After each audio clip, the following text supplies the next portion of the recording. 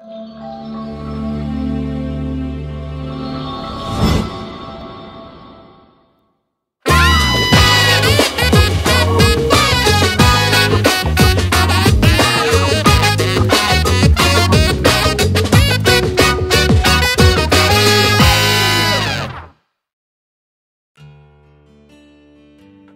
1 ayat 1 sampai ke 22.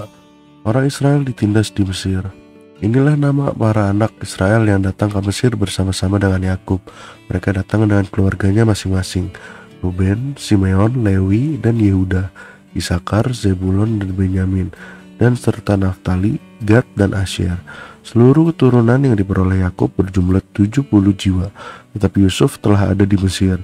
Kemudian matilah Yusuf serta semua saudara-saudaranya dan semua orang yang seangkatan dengan dia.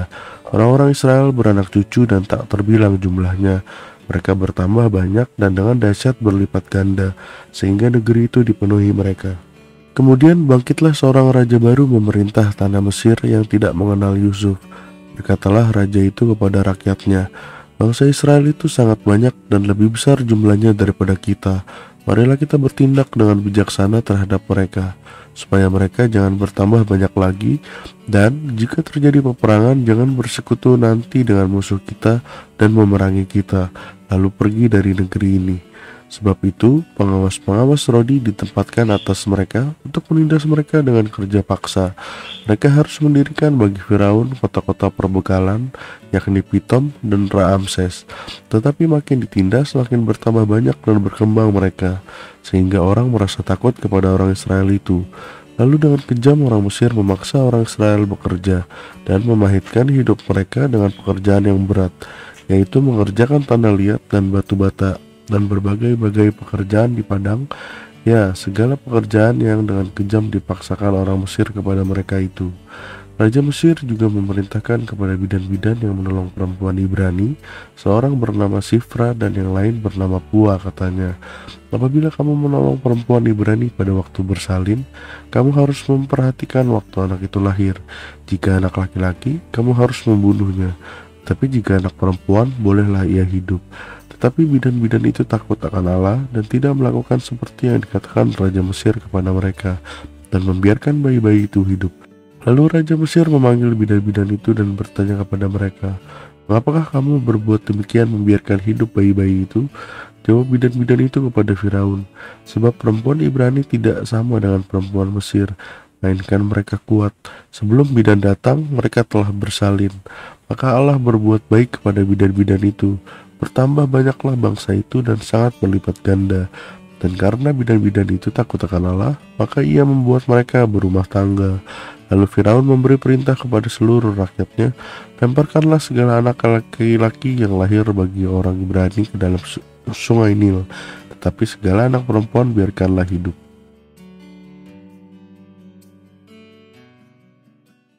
Ya, halo semuanya. Halo. Shalom Re. Shalom, shalom. Puji Tuhan, kabarnya baik hari ini. Ya baik-baik puji Tuhan.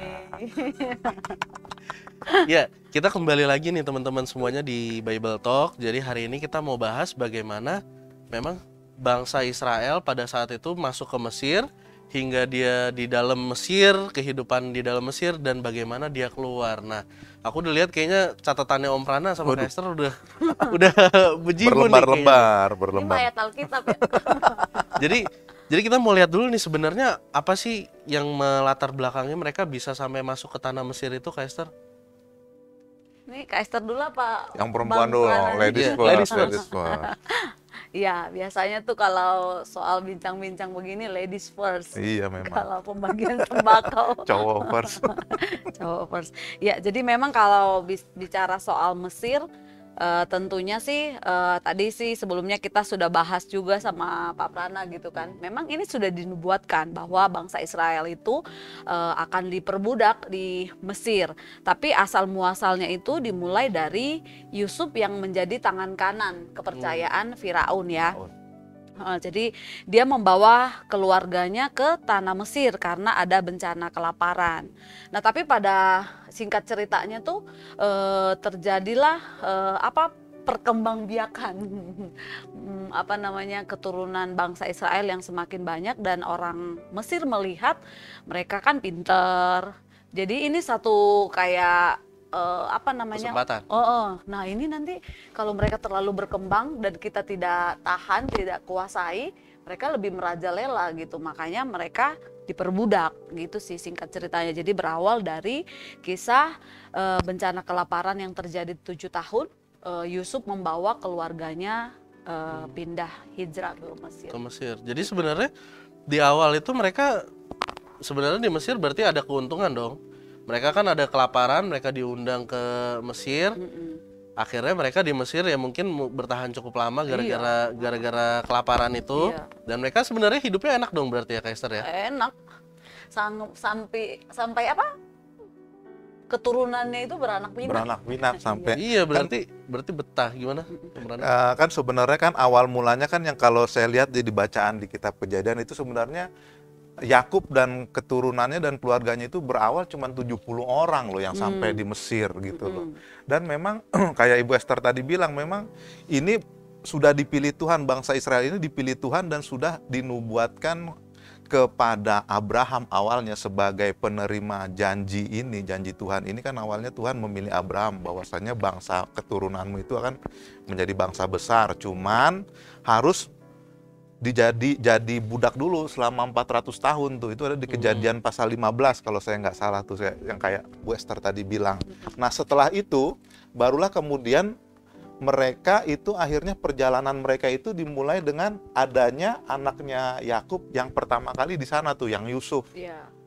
Nah kan Yusuf akhirnya karena dijual oleh saudara-saudara tirinya itu, dijual oleh kepada kafilah orang Israel yang pada saat itu mereka memang mau menuju ke Mesir, akhirnya dijual ke situ 20 sikal perak. Si Yusuf dibawa ke Mesir, akhirnya bisa dibilang Yusuf laku lah. Laku dan akhirnya dijual. Potifar nerima, kemudian akhirnya disitulah berjalannya waktu dan juga proses juga, terus juga jadi tangan kanan Firaun. Akhirnya karena Firaun suka sama Yusuf, dan akhirnya si Yusuf bilang bahwasanya kalau boleh keluarganya tinggal di Mesir, dan akhirnya Firaun mau kan gitu kan ceritanya. Akhirnya diundanglah mereka karena juga di tanah Kanaan kan ada kelaparan. Bahkan kalau dilihat di kitab Kejadian ini bukan cuma Kanaan doang, di situ dibilang di seluruh dunia. Dan cuman ada makanan di Mesir, cuman ada gandum di Mesir. Akhirnya orang Israel yang di Kanaan, dalam hal ini keluarga Yakub, karena sudah ada keturunan awalnya di Mesir, akhirnya mereka dapat makanan dari Mesir, beli makanan di Mesir, dan akhirnya mereka diajak atau diperbolehkan oleh Firaun tinggal di Mesir, di tanah Goshen. Waktu itu disiapkan tempat, dan disitulah mereka, kata Bu Esther tadi bilang, kisahnya di Alkitab beranak pinak di sana, gitu loh jadinya, Ren. Jadi mereka udah masuk, ya itu tadi ya, setelah masuk, setelah merasakan beberapa manfaat, kayaknya nyaman juga nih ya di sini lama-lama. Akhirnya mungkin mereka juga ya punya tempat tinggal kali ya di dalam Mesirnya, dan mereka ada kesempatan untuk beranak pinak akhirnya di situ. Dan memang kalau kita lihat seperjalanan mulai dari Yusuf dijual sampai dia masuk ke tanah Mesir mengundang keluarga, itu kan memang aku lihatnya juga bahwa semuanya itu turut campur tangan Tuhan juga. Dan kalau kita lihat juga bahwa memang direlevansikan ke kehidupan sekarang, banyak juga yang seperti itu, bahwa ngerasa di awalnya, oh mungkin ini bukan bagian dari rencana Tuhan, atau ini bukan bagian dari maunya Tuhan. Tapi memang kalau setelah kita pelajari, setelah aku baca juga, dari awal maksud Tuhan sampai ke tengah Israel di dalam perbudakan sampai keluar, itu kan bukan satu hal yang gampang kan. Itu satu hal yang rumit gitu. Bahkan mereka juga ngerasa bahwa ketika di dalam, ya udah gue mendingan di dalam ketimbang di luar, mungkin Tuhan gak pelihara segala macam. Itu kan pada akhirnya seperti itu. Dan menurut Om Prana nih sama Kak Esther, kalau ngelihat kehidupan orang-orang Yahudi, kehidupan orang-orang Israel pada saat itu di bawah perbudakan Mesir, sebenarnya apa yang membuat mereka tetap bertahan walaupun mereka di bawah perbudakan? Kenapa mereka masih pengen tetap ada di Mesir? Menurut Om Prana apa?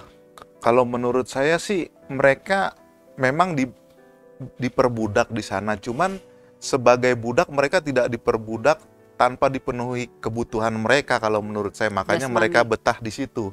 Kebutuhan mereka tetap dipenuhi, tapi mereka harus bekerja untuk orang Mesir gitu loh. Jadi makanya mereka, kalau menurut saya, nggak tahu nanti pendapatnya Ibu Esther bagaimana, mengapa mereka bisa betah di Mesir, yaitu mereka memang harus bekerja untuk pemerintahan Mesir, tapi kebutuhan mereka tercukupi gitu loh, Ren, kalau menurut saya. Silakan Bu Esther. Iya, jadi apa namanya, soal nyaman atau tidak nyaman, karena memang ini kan dari generasi ke Ke generasi. generasi, gitu. iya udah. Jadi soal mereka, ataupun ada di antara mereka tuh yang nggak merasa diperbudak, memang sudah dipekerjakan pada Iya. awal mereka ada gitu generasinya gitu. Jadi seperti tadi di awal saya bilang, bangsa Israel itu menjadi ancaman bagi Mesir karena perkembangannya yang pesat. Jadi raja-raja di situ, Raja Firaun gitu ya, kan Raja Firaun itu kan bukan nama satu orang, tetapi nama sebutan raja gitu ya. Apa namanya, melihat perkembangan mereka tuh luar biasa. Kalau sampai jumlah bangsa Israel lebih besar daripada Mesir, otomatis kan kayak mereka yang menguasai itu Mesir. Nah, makanya mereka dipaksa untuk bekerja bagi Mesir gitu. Apa singkat ceritanya nih gini. Karena Yusuf sudah meninggal dan Firaun yang pertama atau yang kedua sudah meninggal nah mereka kan tidak tahu gitu latar belakangnya. Yang mereka lihat hanya bangsa Israel ini menjadi ancaman. Makanya mereka dipaksa bekerja untuk Firaun, untuk Mesir. Jadi kalau dibilang bangsa Israel merasa nyaman, dibilang nyaman juga mungkin enggak, karena mereka mungkin sudah convert di situ. Ya sama seperti kita nih, maksudnya kita asalnya seperti saya di Siantar, tapi ya Tuhan izinkan merantau ke Jakarta gitu. Tapi kalau tiba-tiba disuruh balik lagi ke Siantar, pasti bingung lah. Nanti di Siantar mau kerja apa gitu? Karena selama merantau tuh udah di Jakarta gitu. Dengan sekarang situasinya sudah menikah juga, nanti tiba-tiba balik ke Siantar tanpa perencana apa-apa, bingung gitu. Nah mungkin itu. Nah tapi pada kenyataannya Alkitab mencatat, walaupun itu sudah dinubuatkan oleh Tuhan bahwa bangsa Israel akan diperbudak, tapi yang menjadi pemeran utamanya itu Yusuf. Yusuflah yang menuntun awalnya bangsa Israel itu ada di Mesir. Perintisnya lah ibaratnya. Perintisnya Yusuf gitu. Tapi bagaimanapun di balik semua itu, melalui Yusuf yang Tuhan pimpin gitu ya. Jadi kita mau belajar di sini bahwa ikut Tuhan atau pilihan Tuhan itu tuh nggak selalu nyaman. Jadi maksudnya kan ada yang bilang, wah kayaknya ikut Tuhan itu pasti hidupnya nyaman. Belum tentu, pasti ada hal-hal. Nah bagaimana kita menanggapinya gitu ya. Jadi singkat ceritanya gitu nih Ren, maksudnya setelah Firaun dan Yusuf meninggal, buat Mesir, bangsa Israel, perkembangan bangsa Israel itu menjadi ancaman. Lalu mereka dipaksa bekerja dan ujung-ujungnya ditindas. Nah dari penindasan inilah kan awalnya Musa keluar dari Mesir, yang kabur dari Mesir itu kan karena dilihat bangsa Mesir memukul kan orang Israel. Dan Musa memahami bahwa dia itu bangsa Israel. Wah nggak terima nih bangsanya diperlakukan. Lalu dia kabur dan pengembaraannya di luar Mesir, itu Tuhan bentuk dia dan Tuhan persiapkan dia. Makanya nanti jadi tokoh utamanya untuk membawa bangsa Israel keluar dari Mesir kan Musa gitu. Iya, jadi benar sih tadi kata Kak Esther, memang bahkan orang-orang sekarang juga berpikir bahwa ikut Tuhan tuh kadang ya itulah enak-enak aja atau segala macamnya. Tapi memang kalau kita balik lagi lihat ke sini, bagaimana ya itu tadi rencana Tuhan itu. Makanya aku kemarin sempat ada satu kata-kata gini. Kalau misalkan doa kita belum dijawab nih, bukan berarti Tuhan nggak dengar. Iya, betul, setuju. Bukan berarti Tuhan itu memang nggak mau jawab. Tapi di balik doa yang belum dijawab ini, ada satu kegiatan, ada satu rencana Tuhan yang memang rumit banget yang kita nggak bisa selamin. Karena apa? Karena itu melibatkan banyak jiwa. Kayak contohnya misalkan aku pingin Tuhan taruh di satu tempat gitu. Tuhan kan nggak mungkin hari ini langsung aku dihilangin langsung ada di tempat itu. Tapi dia pakai banyak jiwa. Contohnya misalkan dengan Kak Esther nih, aku bisa kenal orang A, akhirnya nanti aku bisa masuk ke situ. Nah kalau kita lihat di cerita ini kan juga dengan Yusuf, bagaimana bangsa Israel pada akhirnya ada stay di situ. Kalau waktu itu mungkin Yusuf nggak dijual, Yusuf nggak ada di tanah Mesir, mungkin ceritanya akan berbeda lagi. Tapi bagaimana Tuhan mengatur semuanya itu biar semuanya masuknya smooth gitu. Nah, bagaimana kita, kalau aku ngerasanya gini, bagaimana kita sebagai cerminan Israel mungkin saat ini, kita mungkin ada di bawah perbudakan, entah itu perbudakan dari kita masih diperbudak oleh dosa, diperbudak oleh dunia, kan kita nggak tahu kan. Cuman kita ngerasa bahwa kita udah nyaman di situ. Sedangkan Tuhan tuh maunya nggak begitu. Nah, kita sebagai orang yang kadang-kadang ngerasa bahwa udah nyaman ya udah gitu. Akhirnya aku ngerasa bahwa, wih, kadang gue juga seperti bangsa Israel ya, yang udah keluar pengennya masuk lagi, keluar pengennya masuk lagi gitu. Jadi kalau Om Prana nih sekarang ngelihat bagaimana, kalau tadi dari Kak Esther ya mungkin dia di situ karena ya itu tadi, gimana sih kayak Kak Esther orang Medan misalkan sudah lama tinggal di sini. Nah, kalau Om Prana, menurut Om Prana sekarang ini bagaimana nih kita nih ngelihat cerminan cerita Israel ini, apakah masih relevan dengan kehidupan kita sekarang?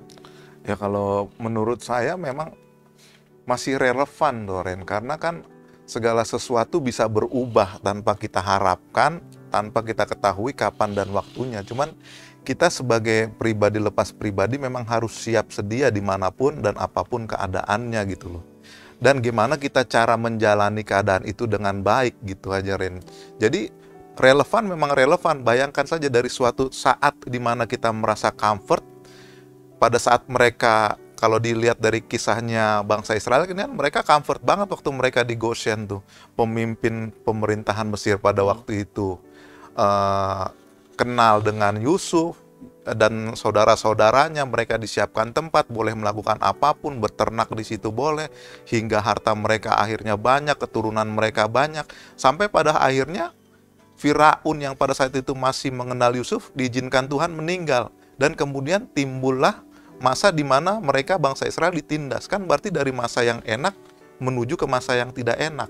Tuhan mengizinkan saat seperti itu. Nah, demikian juga dalam kehidupan kita, terkadang kita merasa bahwasanya ini nggak bakalan berakhir nih.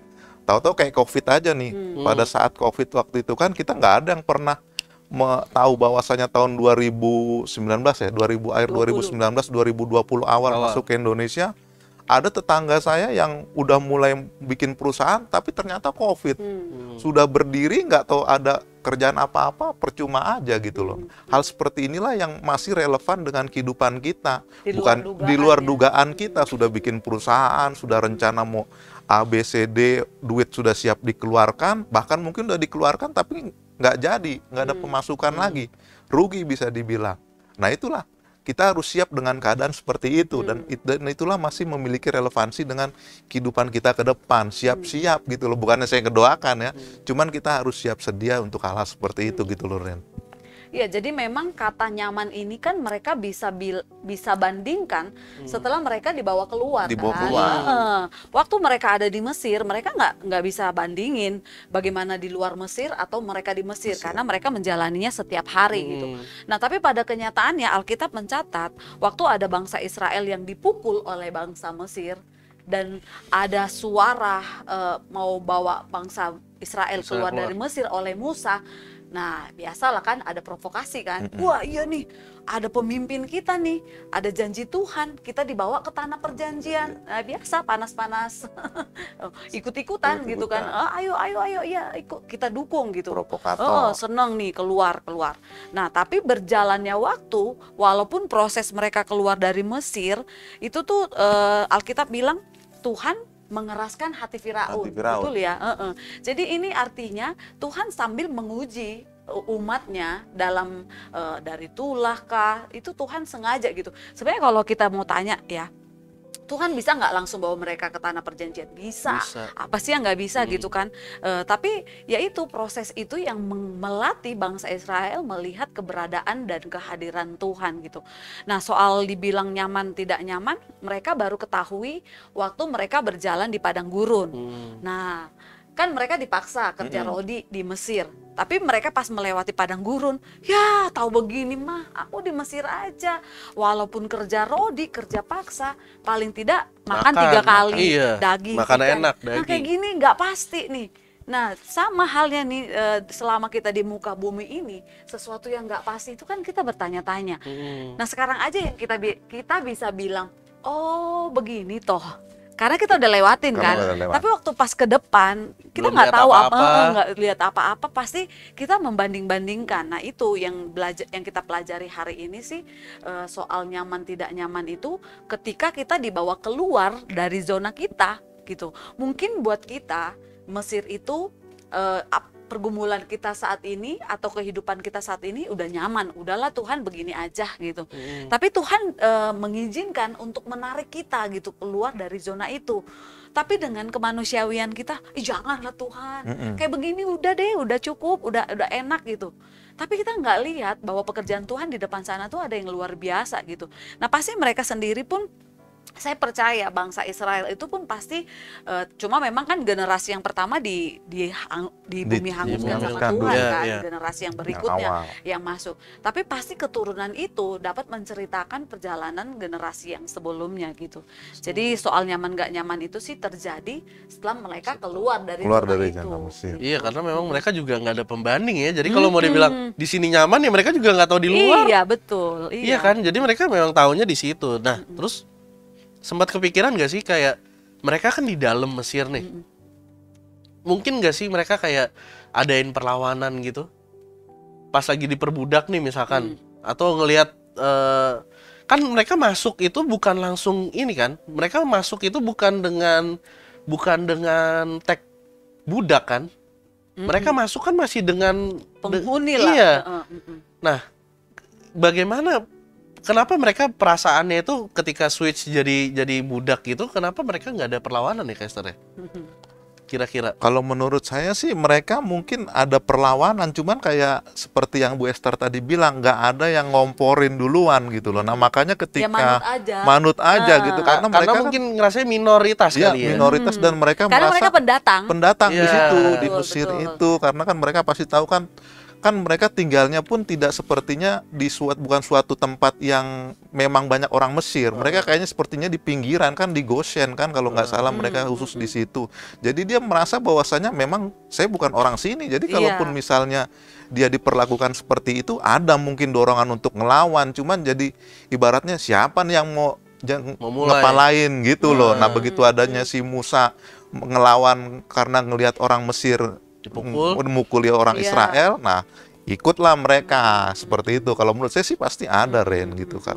Iya, soalnya kan kalau kita tarik ke zaman sekarang ya, misalkan kita datang nih ke suatu daerah, terus lama-lama kita ngerasa kok gue kayak diperbudak nih, pasti kan ada pemberontakan dong. Soalnya kita datang bukan dengan tag budak gitu, jadi kita datang memang dengan logo yang sama, dengan status yang sama. Kalau di awal tadi aku bilang kan memang perkembangan bangsa Israel itu menjadi ancaman. Nah makanya Raja Firaun membuat peraturan demi peraturan untuk memaksakan mereka bekerja bagi Firaun. Nah itu dari situlah berawal jadinya kesannya bangsa Israel itu jadi budak. Mereka dipekerjakan oleh Mesir karena mereka pendatang. Karena kalau bukan karena Mesir, bangsa Israel akan mati kelaparan. Kan karena kemurahan hati mereka mengizinkan mereka untuk tinggal karena ada Yusuf. Tapi Yusuf kan nggak abadi kan, meninggal kan. Nah dilihat Yusuf udah meninggal. Firaun yang mengangkat Yusuf sebagai tangan kanan pun sudah meninggal gitu. Nah sementara perkembangan bangsa Israel jadi ancaman nih buat bangsa Mesir.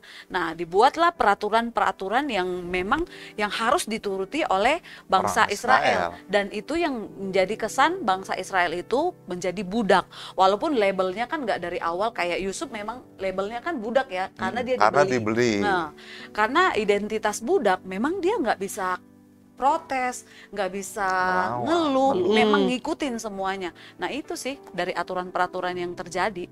Iya, makanya itu dia ya, mungkin atau mungkin juga aku berpikirnya bahwa mereka itu sebenarnya itu tadi nggak ngerasa sedang diperbudak. Jadi mereka tetap ngerasa bahwa kerja.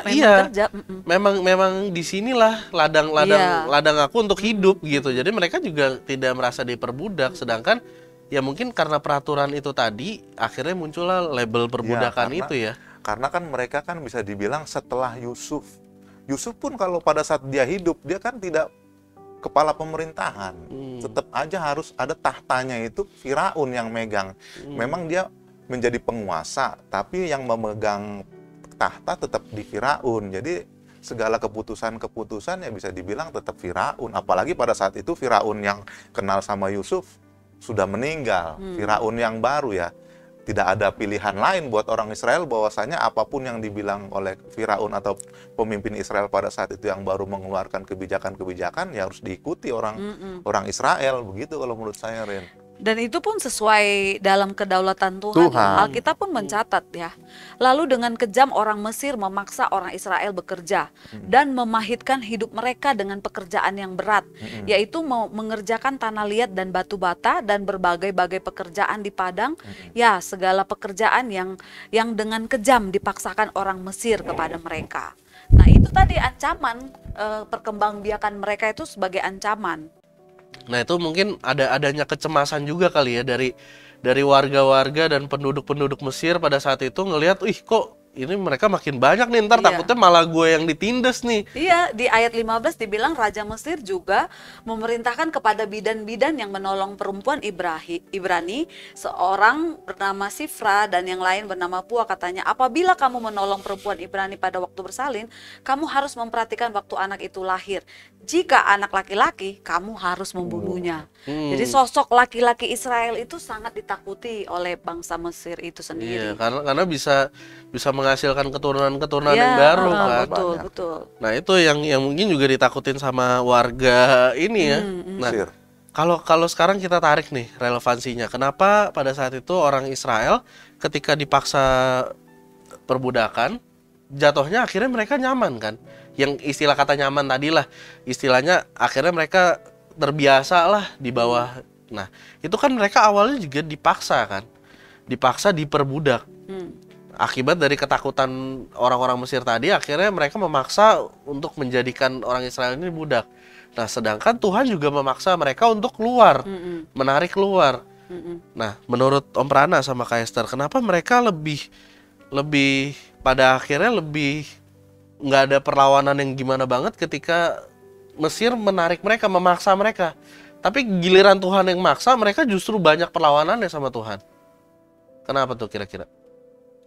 Ya kalau menurut saya sih memang tidak terlepas dari ini ya, dari rencana dan rancangannya Tuhan ya. Walaupun gimana kejadian seperti ini kan, memang Israel itu memang udah seperti yang tadi di Kejadian pasal 15 memang sudah harus menjadi budak di situ, karena harus ada dia bangsa pilihan itu harus keluar dari tanah tempat mereka asing itu untuk menjadi budak, dan akhirnya Tuhan bawa keluar gitu loh, Ren.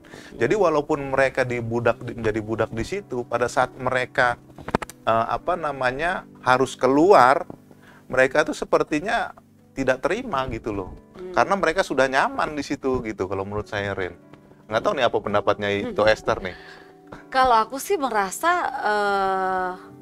bukan ke soal nyaman. Kalau aku dari awal bilang bukan soal nyaman, tapi mereka merasa generasi mereka itu sudah ada di situ. Dan memang satu kewajiban mereka mengikuti aturan dan peraturan pada waktu itu. Nah, kenapa mereka semangat untuk keluar dari Mesir? Karena ada tadi itu kan, ada satu orang yang dipukul. Mungkin mereka juga sering lihat bangsa Israel itu diperlakukan tidak adil. Tapi buat mereka sesuatu mungkin yang belum genting gitu ya. Tapi pas kenyataannya si Musa yang diutus Tuhan, lalu mereka dengar suara bahwa mereka akan dibawa keluar ke tanah perjanjian. Nah, itu yang mereka mau gitu. Nah, tapi sebelum sampai kepada Musa mau membawa mereka itu, rasanya sih mereka masih tetap stay karena yang mereka tahu tempat mereka di situ gitu. Walaupun pasti mereka merasa bahwa mereka itu adalah bangsa pilihan. Tapi kan dari merekanya sendiri tanpa pemimpin, nggak mungkin dong mereka langsung keluar begitu aja. Pasti bangsa Mesir juga ada peraturan yang tidak mengizinkan mereka keluar gitu. Nah, pas keluar mereka mengadakan perlawanan dengan Tuhan, saya rasa sih enggak. Mereka mengadakan perlawanan dengan Tuhan itu waktu udah keluar, justru di padang gurun. Itulah mereka bersungut-sungut. Makanya Tuhan bilang mereka itu adalah bangsa yang tegar tengkuk. Tengil banget sih. Maksudnya pas lagi kelaparan, Tuhan kasih mana. Tuhan kasih burung puyuh. Mereka tuh melihat langsung mukjizat yang Tuhan kasih, tapi tetap protes. Justru mereka perlawanannya, sungut-sungutnya banyak terjadi di padang gurun itu. Gitu. Nah itu kan, makanya aku juga lihat kenapa mereka banyak protes sama Tuhan. Tapi kan di ketika mereka ada di Mesir nggak ada protes gitu. Iya kan? Nah ini kalau aku juga bisa tarik ke sekarang, ya mungkin inilah kita ini juga kita kadang karena Tuhan nggak kelihatan gitu, jadi mungkin kita lebih berani nih protes, kita nyalain Tuhan segala macam. Tapi giliran mungkin atasan kita suruh nih, udahlah main kotor aja lah, biar duit kamu lebih banyak. Kita tuh nggak ada protes, padahal kita tahu bahwa kita sedang berada di zona yang nggak benar. Kita berada di, Tuhan tuh sebenarnya nggak mau kita di situ, tapi kita dipaksa untuk melakukan sesuatu yang mungkin orang atau atasan kita yang kelihatan supaya melakukan itu. Ya udah akhirnya kita lakukan, kita nggak protes. Makanya aku juga ngeliatnya kayak, kenapa ya Israel kok giliran di dalam kayak ya udah tenang-tenang padahal udah aja. ditindas ya. Iya. Terus mereka juga nggak berseru kayak, Tuhan kenapa ini aku ditindas segala macam gini.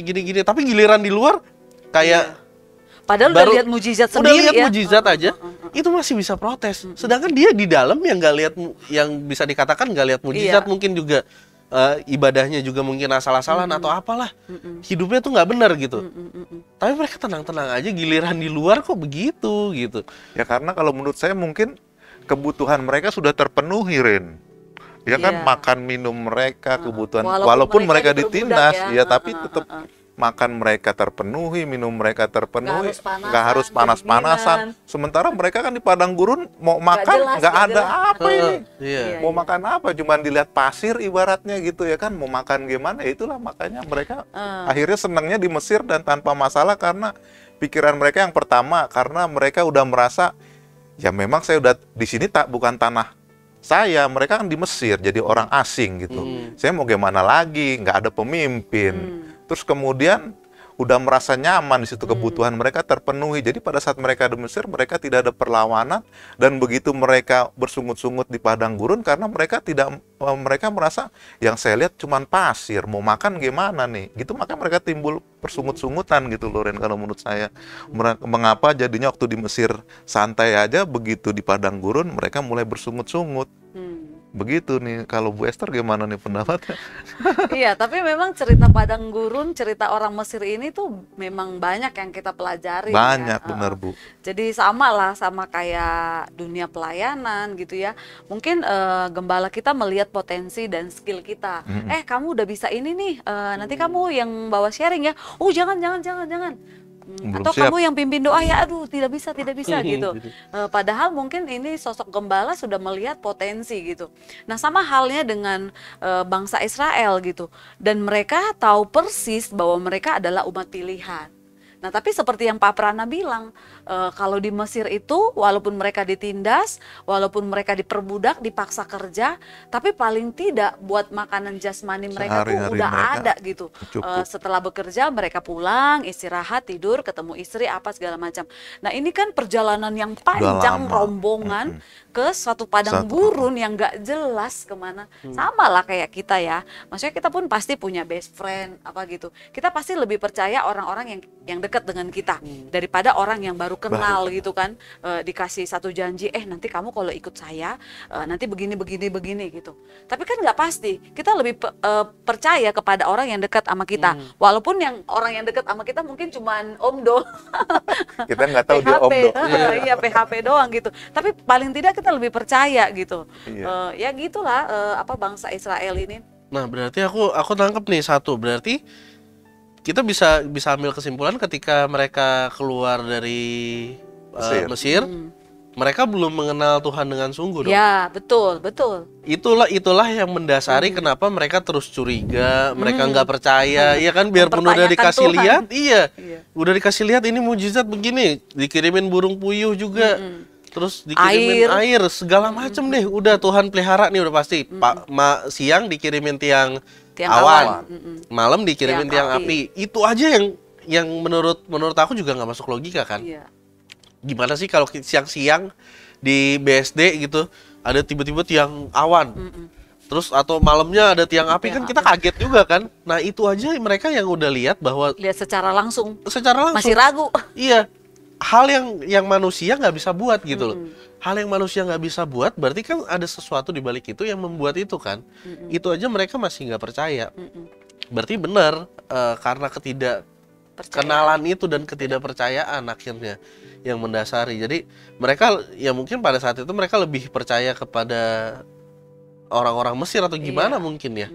Ya memang kalau menurut saya, kalau yang kayak Ren bilang tadi, saya jadi ingat firman Tuhan yang bilang berbahagialah orang yang tidak melihat namun percaya gitu. Ya, betul.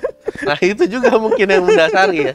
Akibat cerita ini juga karena memang ya itu Orang udah Israel lihat. udah selama berapa tahun tuh bikinlah 40 tahun. 40 tahun mereka Ngider-ngider. melihat ngider-ngider gitu, tapi mereka tetap aja bersungut-sungut, masih aja bersungut-sungut kejadian Bener. apa yang mereka alami gitu loh. Nah Ren. iya, apalagi dengan kita kan yang nggak punya pengalaman langsung. Langsung Yang tidak lihat melihat. mata Ah, gitu, iya. mata telanjang. Iya kan? Kayak ya makanya kita harus kembali lagi, kita memang harus belajar, kita harus mengenal karena memang Tuhan itu kita bisa lihat dari banyak sisi ya, nggak cuman misalkan kita kenal dia karena baiknya doang, kita kenal karena mujizatnya. Karena kalau kita kenal begitu nanti sewaktu-waktu kira-kira ada sifat Tuhan yang belum kita tahu, tiba-tiba dia ngeluarin sifat itu, nah kita kaget nih pada akhirnya. Nah, mungkin kita akan lihat terakhirnya nih ketika mereka keluar. Menurut Om Prana apa sih yang bisa kita tarik nih? Ketika mereka udah keluar, Tuhan udah tepatin, orangnya dikirimin buat tarik mereka keluar. Pelajaran apa yang bisa kita ambil setelah mereka keluar, Om Prana? Ya sebenarnya seperti tadi yang kita telah bahas dari awal ya. Segala sesuatu itu ada waktunya kalau menurut saya, Ren. Dan jikalaupun kita berada dalam suatu posisi yang bisa dibilang tidak mengenakan, kalau kita percaya itu dalam pengaturan Tuhan, dalam kontrol dan rencananya Tuhan, apapun yang kita hadapi ke depan itu Tuhan pasti akan memimpin kita dan melakukan segala kebaikan bagi kita pada saat kita berada di posisi itu. Buktinya apa? Pada saat orang Israel keluar dari Mesir, walaupun mereka mengalami airnya pahit, tidak ada makanan, tidak ada minuman, panas semua, tapi Tuhan membuktikan keberadaannya, penyertaannya melalui segala sesuatu yang dilakukan Tuhan pada saat itu bagi bangsa orang Israel. Nah demikian juga dalam kehidupan kita. Gitu menurut saya, Ren. Kalau dari Kak Esther, apa yang bisa kita... Iya, jadi apa namanya, dari Alkitab ini kita bersyukur ya. Maksudnya dari Alkitab ini kita belajar banyak pengalaman orang-orang terdahulu. Nah, tapi intinya harusnya kita lebih baik dari mereka gitu. Jangan melakukan perbuatan yang sama. Nah, statementnya sih dari pelajaran yang dapat kita pelajari hari ini ya tentang Mesir ya, keadaan baik bukan berarti adanya kehadiran dan berkat Tuhan saja. Dan keadaan buruk bukan berarti tidak adanya berkat dan kehadiran Tuhan. Jadi ikut Tuhan bukan berarti harus nyaman terus, harus mulus terus, tapi justru kerikil-kerikil atau batu-batu atau apapun yang Tuhan izinkan itu justru membentuk kita semakin mengenal siapa Allah yang kita layani. Nah itu Gitu. dia tuh, makanya keren banget tuh. Keadaan baik belum tentu Tuhan ada. Bukan karena ada Tuhan iya. aja gitu. Dan keadaan buruk juga bukan karena Tuhan tidak nggak ada Tuhan Tuhan. tidak ada. Nah itu makanya kadang kita justru suka terbalik-balik nih. Kadang Iya. kita ngerasa di Keadaan buruk. Tidak ada ya Tuhan. kan? Iya, tidak ada Tuhan. Padahal memang Tuhan di situ Iya. gitu. Ya. Omnipresent kan Iya, dia. omnipresent. Kadang-kadang bukan kadang-kadang ya, memang kan kita percaya Tuhan yang kita punya kan Allah yang menyertai kita, Allah yang selalu ada, omnipresent setiap itu dalam keadaan. setiap keadaan. Betul. Jadi kalau misalnya kita merasa bahwasanya dalam keadaan buruk tidak ada Tuhan, ya itu kesalahan Iya, kita, karena Tuhan betul. ada di situ gitu loh, Ren. Iya. Ya, walaupun dalam keadaan sukar ya, kita sebagai anak-anak Tuhan belajar dari sini bahwasanya ada Tuhan juga toh. Pada saat nggak ada air untuk bisa diminum, ada Tuhan juga yang mengubah jadi air manis. Pada saat nggak ada makanan, Tuhan juga yang ngirimkan roti mana dan burung puyuh gitu lah kan. Benar. Iya, betul. Begitu, Ren. Dari cerita ini juga sebenarnya aku juga belajar bahwa memang satu-satunya pemimpin yang setia dalam hidup kita ya Tuhan. Iya. Ya. Benar-benar dia. Orang Hanya bisa dia, only one. only one. Jadi orang bisa datang, bisa pergi dalam Silih kehidupan berganti. kita kan. Nah, aku juga sadar bahwa orang-orang itu memang sebenarnya itu hanya yang Tuhan utus. Sebenarnya kepalanya itu tetap dia sendiri. Sutradaranya. Sutradaranya tuh tetap dia. Cuman orang yang datang kayak gini deh contohnya. Israel keluar itu karena dipimpin oleh Musa, gitu kan.